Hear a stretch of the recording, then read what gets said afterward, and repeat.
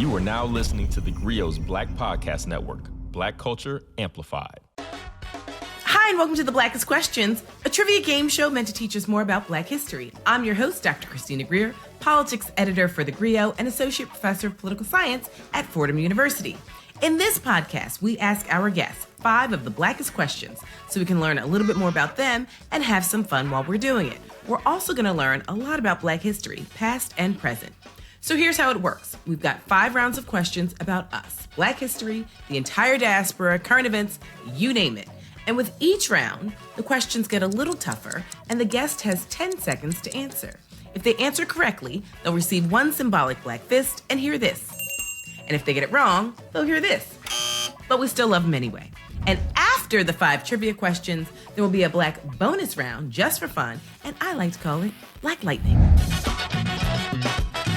Our guest for this episode is TV and film actor and producer E. Roger Mitchell. He's acted in more than 100 projects, including The Hunger Games, The Walking Dead, The Oval, and you may have also seen him in Tyler Perry's Jazzman Blues, in a great film coming out called Insidious 5, and he is currently starring in the Netflix hit Outer Banks. If you haven't seen it, you must. Hello, E, and thank you so much for joining us here in The Blackest Questions. Good morning. Good morning. Thank you for having me. Okay, are we ready to rock and roll? Yeah, let's give it a shot. Let's go. Let's jump right in. Question number 1. This private university was the first historically Black college in the state of South Carolina and was founded by 2 missionaries following the Civil War. What is the name of this institution? I'm going to guess, why not say Claflin University now, but I could be wrong. You are correct. It is Claflin University. Claflin was created to establish a college for freed enslaved people or formerly enslaved people. And just months after it opened, it merged with the Baker Bible Institute, which was a training school for Black ministers. Claflin University prides itself on being one of the first colleges in the South to welcome students of all races and genders. And in 2020, the university received a $20 million donation from billionaire Mackenzie Scott, a philanthropist and former wife, you all may know, of Amazon CEO Jeff Bezos. So, E, I know that you graduated with a bachelor's degree in English and drama from Claflin. What do you tell someone who's trying to decide between, say, an HBCU, and as I call it, I went to HWCUs, historically white colleges and institutions, up north. But what made Claflin so special for you when you attended? Ironically enough, what made it special for me when I was attending Claflin, it was Claflin College at that time, Dr. Professor. And I didn't realize at the time, coming out of high school and going into, to college, I knew I wanted to have a secondary education, but I really did not have an idea what the HBCU experience was supposed to be. And it was kind of like some comfortable jeans, that you've worn, and and they just feel right. You know what I'm saying? So it wasn't even thinking about an HBCU. I was just around my folks, and then later on it started to sink in. I knew where I was, but as I continued, graduated, and wow, look, the impact of the HBCU in general from the United States is just like, wow. Then now, as I'm older, so many moons later, it's so powerful and impactful. I wish I had grasped it earlier, but I knew it. But now, I guess because I'm older, it means so much more. I find myself saying this on a daily basis, that youth is wasted on the young, right? If we only knew a half or a quarter of what we experienced. Now, you're on a hit show on Netflix, The Outer Banks, and you all are filming in South Carolina. What's it like being back in the state where, you had these formative years and such a great experience at Claflin? Oh my gosh, Doctor. So thank you for asking that question. It's the first professional job I've ever had, and still has ever happened for me in my career to this date, is Outer Banks. The first time I've ever worked in the state of South Carolina as a professional actor. So to be able to go back to, and we shoot over outside of Charleston, Hilton Head, Johns Island, Kiel Island, all the, in Charleston, it's all become just a wonderful foodie location. It's become, it's amazing. And being there from college and finishing high school and then going into college there, and then coming back now. Obviously, it's grown so much, but to be able to work almost, it's my second home. It's home because my mom and dad, it's so to be able to work home is such a gratifying experience. It means it's almost surreal. It really Mm-hmm. is. I'm thankful, so thankful to what I deal with. I line up with, you can call it what you want. But God is just so wonderful in how that full circle happens. It feels like a full circle moment. I can't even Now, explain it. It's amazing. It really is. we'll circle back to South Carolina. You ready for question number 2? You're 1 for 1, E. Question number 2. This man was America's first African-American billionaire and the first Black man to be the majority owner of a professional sports team. He also founded BET. Who is he? Oh, I can say the last name. Would that work? Okay, let's see. Is that Mr. Johnson, right? It is Mr. Robert Louis Johnson. Yes, So, that's my guy, Bob. No, Mr. Johnson's from Mississippi and graduated from Princeton. In 1980, he took out a $15,000 loan to start Black Entertainment Television, the country's first cable network aimed for Black America. And when it first started, it only aired for 2 hours each Friday night.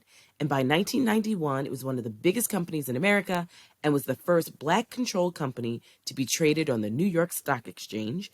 And in 2001, Johnson sold BET to Viacom for $3 billion. So, I know you've worked on several BET movies and TV shows. Is there a difference working for a production company run by and meant for Black people? I mean, you've shouted out Tyler Perry, and I know you've done great work with him, specifically, most recently, his Jazzman Blues. Do you feel a difference when you're working for, say, a Black-controlled company or no? I mean, I think I'm going to liken it to, again, like say HBCU. Okay, the atmosphere experience kind of thing is just something that's innately, I wouldn't say more comfortable, but it's just an innate. It's kind of like a herd effect of sorts. It's just the difference is the fact that you're just around your own. It's just Mm-hmm. and there is a an exhale that comes along with that. You're like, wow, Yeah. Well, I mean, I think it's so fascinating and interesting that both Byron Allen and Tyler Perry are, working those to guys. try I and, love and those guys. I love purchase those BET guys. and keep this legacy going. Tell Yes. us a little bit more though about working on the set of Jazzman's Blues. I mean, Oh, do wow. you have a music background at all? I just Oh, find wow. that so many actors have so many other talents. You're acting, but I find that people play instruments or they just have a real ear for music. Is that you, or do you just enjoy it as Oh, as man. as just a hobby? At one point, I wanted to be a music engineer. And I wanted to come to Atlanta to go to the Art Institute of Atlanta to be a music engineer. I had my mom buy me this really expensive keyboard back in like '88. God bless your soul, mama.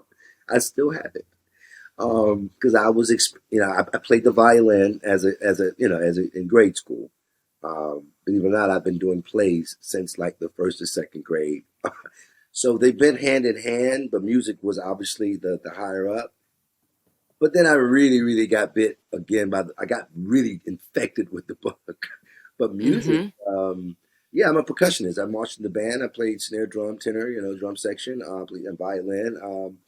I was just looking at some recording software just the other day. Well, my roommate and I, John Hubbard, I'm giving you a shout out, John.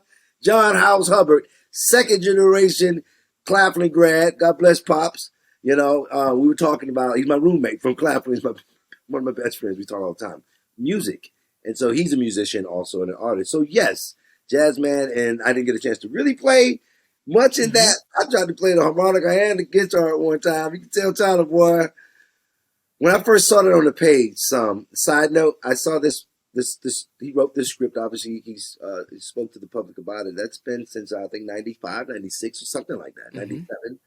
It's been 25 years easy. And when I first read it, I thought it was great. And when he talked about doing it a couple of years ago, I was like, "You going to do it?" So he finally did it. I didn't play the harmonica. I didn't play the guitar at the same time. I could have played something. They would give me some time. It was fast. We had to get it done, and I'm just glad to be a part of that. So happy that he finally did it. It means so much. And then I didn't expect to be a part of it. Right. And he called and things work out the way they do. I really did not. I was like, dude, just do it. I don't care. Just do it. Because I'm an actor. I understand. You can't be everywhere. And then Right. kind of got roped in. But the fact that he did it, that's good. Now, Sorry well, about listen, that. we're going to take a quick commercial break. I'm here with E. Roger Mitchell. You're listening to The Blackest Questions. The 80s gave us unforgettable songs from Bob Marley, De La Soul, and Public Enemy. I'm a black man, and I can never be a veteran. Being Black the 80s is a podcast docuseries hosted by me, Torre, looking at the most important issues of the 80s through the songs of the decade. Can I have another hit? The dope man said, "Look, I don't give a." A decade when crack kingpins controlled the streets, but lost their humanity. You couldn't be like no soft, smiling, happy-go-lucky drug dealer. You had to suppress that. It was a time when disco was part of gay liberation. It provided the information to counter narratives that were given to gay people by the straight world. This is the funkiest history class you'll ever take. Join me, Torre, for Being Black the 80s on the GRIO Black Podcast Network or wherever you listen to podcasts. Okay, we're back. I'm here with E. Roger Mitchell, star of the Netflix hit show, The Outer Banks. We are playing The Blackest Questions. E, are you ready for question number 3? I think so. That you got me on the other one. You got me all choked up. I'm sorry. See, this is what we do in The Blackest Questions. Y'all Because, got me. our listeners love learning about Black history that they haven't been taught. And, Black history is American history. And we should all know about Claflin. We should all, have a better understanding of what South Carolina means to people, or the brilliance of Robert Johnson and how he's passed on that legacy to Byron Allen and Tyler Perry, and how they continue to give opportunities to African Americans specifically, in so many different endeavors. I mean, it's great for us to also connect with, actors like yourself who you show up in our homes consistently, in all these different facets, and we need to know a little bit more about you, right? Here we are. Okay, question number 3. Let's get cracking. Let's do it. This fraternity was the first Greek letter fraternity established for African American men in the United States. It was founded at Cornell University in Ithaca, New York. What is the name of this fraternity? Well, I'm a civilian. See, I am a civilian. Alpha Phi Alpha. That is right. So, the group started as a literary and social studies club in 1905, but quickly evolved into a fraternity just a year later, right? Shout out to 1906. Its 7 founding members are known as the Jewels, and several of them went on to make history in their careers. One was the first African-American engineer in the state of New York. Another was the first registered Black architect in New York. Some of its famous brothers include Martin Luther King Jr., Keenan Ivory Wayans, Donny Hathaway, and Maryland's new governor, Wes Moore. Now, listen, I'm going to tell you, E, I'm the daughter of an Omega. Everybody who listens to the podcast knows that I love Omega Psi Phi Fraternity Incorporated. I have all my Q uncles. I got my Q cousins. But let's shout out Alpha Phi Alpha and tell us about your connection to the Alpha Brotherhood. Ironically enough, obviously I did not pledge, and but I thought about it. I thought, what would I do, or what I actually can do? It would be Alpha. And I never really, talked about it because my brothers, like my buddy John, all of us, we were a bunch of, guys. We do what we do. None of us were Greek, but, it'd be like taboo to speak of Greek, sort of. We were just really cool guys, you know what I'm saying? But it would be Alpha. And shout out to my brother Philando, and the wonderful, wonderful brothers and sisters who brought me down to Carolina back in February. A phenomenal time. That's my connect. I'm thinking about sending a text to my brother right now. See, well, and you know what? It's so funny you say that, E, because so many people who come on the podcast, there's certain questions, and I shout out to my brilliant producers who put these questions together. I'm serious. The whole point is that we want to be connected, right? And so there's so many times that, guests come on the show and then afterwards they're like, you asked this question and it made me call so-and-so, or it made me think about this person from my past, because, and also people just want to learn more. So they want to call someone and follow up on a question that sort of triggered a memory. So I absolutely love that, this idea of fraternity and also sisterhood specifically is just so fascinating to me, because going back to your memories of South Carolina, it's Yes. the way that Black people create community no matter where we Very go. well said. Sometimes it's formal in the Divine Nine, and sometimes it's this informal space where we're snapping peas together before we go out to the club. That's what my dad said. That was his chore. He Really? had to Oh my snap peas God. before he was allowed out on a Friday night. I love it. Indeed. So, I just think that, for actors who travel around, you insert yourself in different communities on these different projects, I just think that your worldview of building community on sets and in neighborhoods where you actually film is just a fantastic way of thinking about Black identity. I like that very much. Yes, and there's a lot of that happening when we land. There's that community building happening. You know what I'm saying? I heard it. That very tail end that was very profound. Well, and shout out to another Blackest Questions guest. We had Chef Jannard Wells on the show, and he worked for Tyler Perry when Tyler Perry came to town, and he sort of put himself out there. But basically from the culinary side, he's essentially saying the same things that you're saying about building community. Yeah. Okay, well, we could talk all day about all these great Black people, but let's get up to question number 4. You're doing well. This playwright created a 10-play series that explored the African American experience throughout the 20th century. His body of work has been described as one of the finest literary achievements in contemporary drama. Who am I describing? And everything you said about August Wilson was right. Phenomenal. That's right. Phenomenal. August Wilson, who wrote the American Century Cycle, also known as the Pittsburgh Cycle. All but one of the 10 plays was set in the Hill District of Pittsburgh, Pennsylvania, where August Wilson grew up. He dropped out of high school and educated himself at a nearby library, something that his mother never knew. His artistic life began with poetry, actually.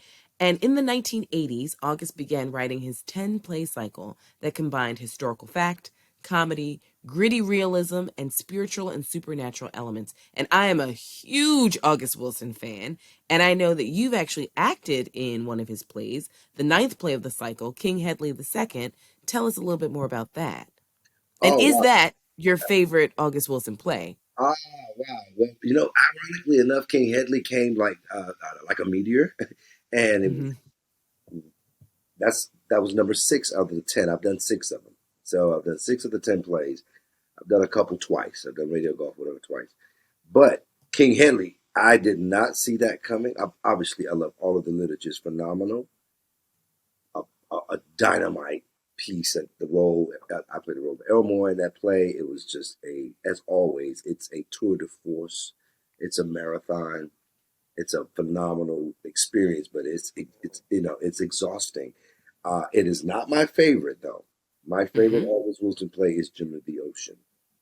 And Jim of the Ocean is technically, in the 10 plays, it is the first of the 10. It's one of number 1 in the line. But it was written, I think he wrote Jim, I think that was probably the 5th or 6th play he actually wrote. But Jim is technically number 1 on the cycle. So it's the oldest of the plays, technically. So it's the beginning.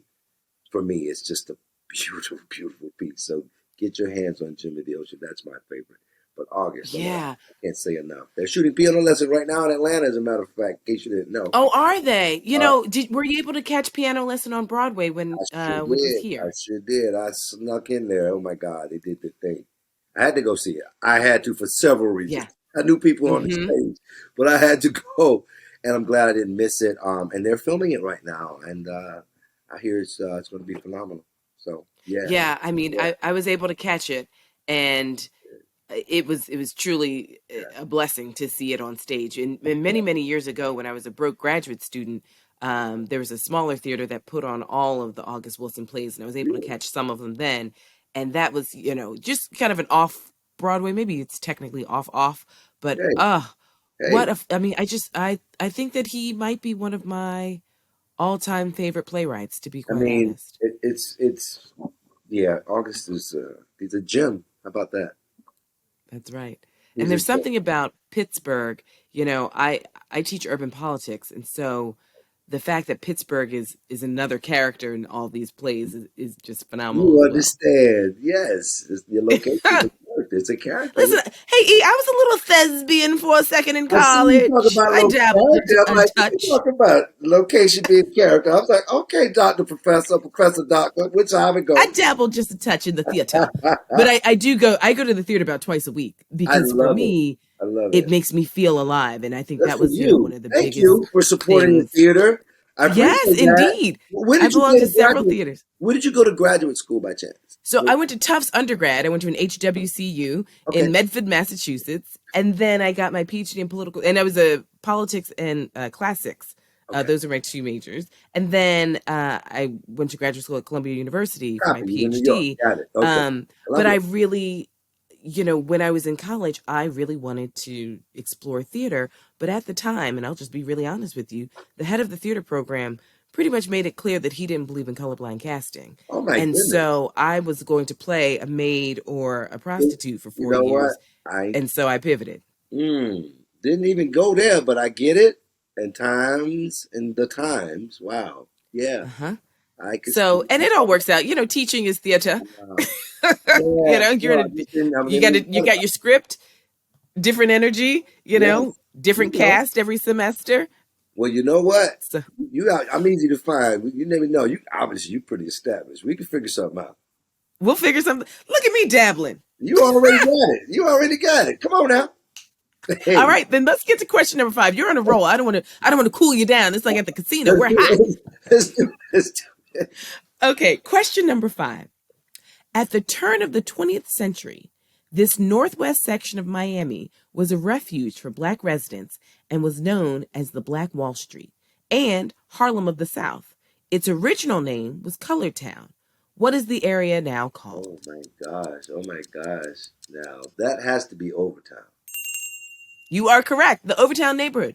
Overtown was the epicenter of Black wealth in Miami and was home to all kinds of Black-owned businesses, including hotels, doctors, and arts and cultural venues. Legends like Billie Holiday and Ella Fitzgerald often stayed in Overtown when they performed in South Florida. In the 1960s, 2 major highways were built, splitting Overtown in half and displacing more than 40,000 people, my great-grandmother included. The highway had no exits to Overtown and instead passed right over it, hence why it's now known as Overtown. So I know you grew up in Miami, and I know you're familiar with Overtown. My great-grandmother came from the Bahamas and had a garden, a secret garden, because, she didn't want to sort of, back then having a garden meant, you were sort of a peasant type Right. person, and she wasn't, but she liked all of her fresh vegetables. But my uncle said that basically when eminent domain came and they cut through her community and destroyed all the houses and all the Black people had to disperse, he said she essentially died of a broken heart. So, when you go back to Miami, what are your feelings when you go back? We've talked about South Carolina, but Miami's a very different place from, say, the 1960s to today. Oh my God. So what do you think when you go back to Miami? What are some of your good memories, old and new? I mean, Miami, I was just talking about just yesterday, talking to a friend of mine about growing up in Miami and how obviously, you were growing up in an orchard. I had 2 mango trees, 2 coconut trees, grapefruit tree, banana tree. We didn't eat those though. We had that's in my yard. Okay. Yes, now, yes. So you count each yard by lemons and limes and mangoes. Oh yes. my gosh, tamarinds. I mean, you got Spanish limes. You got guava. Oh, next door was the biggest avocado. I hated avocados as a kid. Mom would say, "Go next door and give me some avocados," because the Colebrook's, they didn't care. It was an oak tree. It was huge. That's right. My point being said, you could leave the house and hang out and play and eat all day and just eat from the land. Catch a water hole somewhere, get some water, keep it moving. You know what I'm saying? My father integrated Miami Central High School in 1961. What? Well, he sure did. Okay. all of my family, if I finished high school in Miami, it would have been Northwestern. Everybody went to Northwestern. Uh-huh. Central was That's right. straight up 17. I know it's Edison, Jackson, That's Northwestern. right. So We still have a Central, faction of the Miami Greers that are there. we would have been the West. Everybody, because I'm off of, well, I ain't gonna tell you, Liberty City. Central's in Liberty Oh, City, yeah. all Liberty City. So, we done went to the West. So Central, we got respect. We respect Central. Now, I Anything will out of say Liberty this, City, E. I love. Any football out of Liberty City, I don't care. I love. Oh, yes. My Pretty much dad the is, county, he it doesn't still, matter. South watches Florida, but high yeah, school and college football. But I don't will matter. say this. I read Luther Campbell's memoir, and Wow. I think it's one of the greatest memoirs ever. And as someone from Miami, if you Yes, haven't read it yet, I it gotta get it. is beautiful because he talks so much, not just about the rap game and Supreme Yes, Court cases and free speech, but Miami is in his marrow, as you would say. right. And so much of who he is That's right. because of the city of Miami and Overtown and Liberty City Yes, and, yes, just so many different communities. And I wrote a book called Black Ethnics. He talks about the Caribbean and Black American influences and neighborhoods. It yes. is positively brilliant. And I know that, when you got a little downtime on set, because you're a hardworking man in Hollywood, I tell you that. But when you have a little downtime, check that out. You know what? I gotta say, every year when I teach urban politics, I always vacillate, but I'm gonna put it on the syllabus one year. It's just that good. Because so much of the Supreme Court cases or the lower court cases that make their way to the Supreme Court, the First Amendment rights that we enjoy today are largely because of the fights that he went through to put the music out there. But the way he talks about Miami, especially the Miami that you and I know, a lot of folks go to Miami and South Beach and Yes, a yeah. very 21st century. They don't. They don't know that other Miami. I'm gonna go get some conch salad. I'm gonna give me some conch salad, okay? And that's all I want. The second my father touches down, it is conch salad time. I gotta go get the so conch salad. That's that. now we need to invite some of the chefs. I've had quite a few chefs on the show. Now we need to just bring them back so we can have, cooking with E in various Yes, I love. locales. Hey, Okay. I'm with you on that. I'm with you. Listen, Byron Allen's going to make, Chrissy, you've got more offshoots to this podcast. What is going on? Let's So listen, do it. we're going to take a quick commercial break. I'm here having a fantastic time with E. Roger Mitchell. You're listening to The Blackest Questions. We'll be right back. Okay, we are back. You're listening to The Blackest Questions. I'm here with E. Roger Mitchell. E, are you ready for Black Lightning Round? I'm ready. I'm ready. I mean, listen, you've done a fantastic job. Now, here's how this goes. There are no right or wrong answers. I just need you to give me the first thing that comes to your head, and we'll go from there. How about that? First thing comes to my head. All right. That's right. Okay, first question. Spades or dominoes? Domino. Checkers or chess? Chess. If you had to pick, would you rather act in a movie or a TV show? Oh, gosh. According to the contract laid out, I'll take a great network television show right now. 4 seasons. Keep it 100. 5 seasons. Okay. 5 seasons and some syndication. Yes. Who is a Black actor you'd like to work with? Oh my gosh. A Black actor. I'll go with one of my guys. I really want to work with Don Cheadle. Oh my gosh. I really Listen, wanna- I've liked Don Cheadle since The Golden Palace, which is a spinoff of Golden Girls. Oh, So that's yeah. how far back I've had love and respect for Don Yeah, Cheadle. Okay. Great You've guy. already alluded to this, but do you have any hidden talents?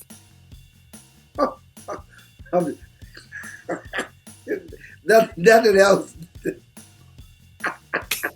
You're going to keep it PG for the podcast? Okay.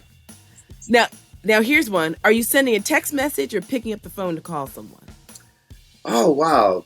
I'll pick up the phone. Come on. Let me Okay. talk to you. Someone recently asked me this, and I was like, I write a long letter. I'm one of those people keeping the U.S. Postal Service in business. I love it. God bless you. God bless you. Okay, and the last one. Mhm. Best body of water to deep sea fish. Oh, my gosh. As if I would know. But I definitely would love to if I were to go deep sea fishing. I go fishing off from out in Freeport. We go, we go every year, but I haven't been in a couple of years. Going this year, Lord willing. I would love to dive.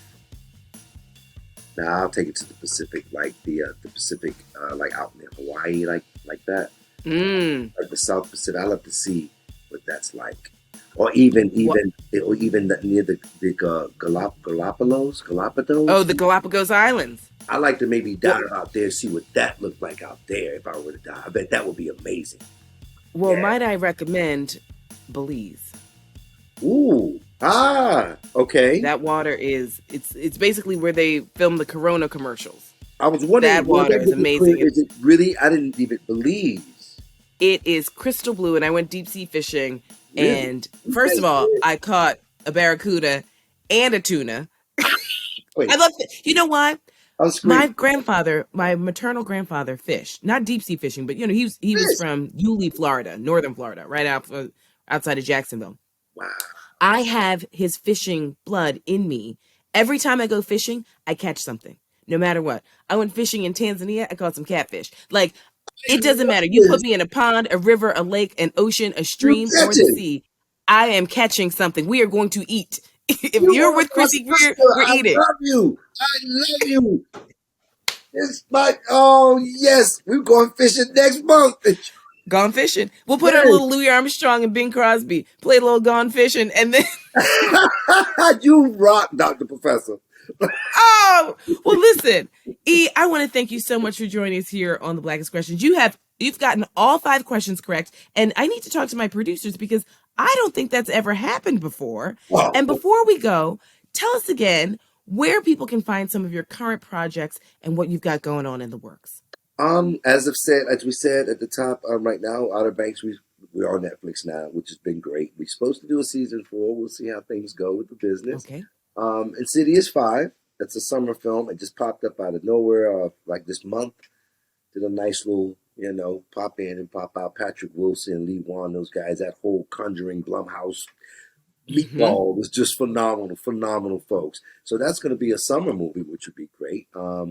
And then let's see what else is happening. I'm working on Urban Movie Channel right now. We're doing season 3 of Terror Lake Drive. It's our independent series. It's pretty wild, and it's an anthology in essence. But I keep coming back. At least I came back. So I'm in season 3. It's very interesting. It's a great little piece. So I'm having fun with Jerry Lamont and all those wonderful folks over at UMC with that. So that's UMC. That's the summer movie and Netflix. And then you could just kind of maybe just take a look around. I'll pop up somewhere. That's fantastic. Well, as my grandfather would say, listen, we're among the living and the working. We ain't got no complaints. No. Well, I want to thank E. Roger Mitchell for joining us today. We have had a blast. Please promise us you'll come back and join us again on the Blackest Questions. I would love to come back anytime. Oh, fantastic. It was and thank you, salad. listener. Conch salad. Yes, we'll have conch salad. Now, listen, we'll get into my allergies later. Yeah. But maybe, I'll catch the fish and then we'll make some conch salad. And some ceviche, too. Yes. But I want to thank everyone for listening to The Blackest Questions and having a blast with us and E. Roger Mitchell this week. This show is produced by Sasha Armstrong and Jeffrey Trudeau, and Regina Griffin is our director of podcasts. If you like what you heard, subscribe to this podcast so you never miss an episode, and you can find more on the theGrio Black Podcast Network, on the theGrio app, the website, or YouTube.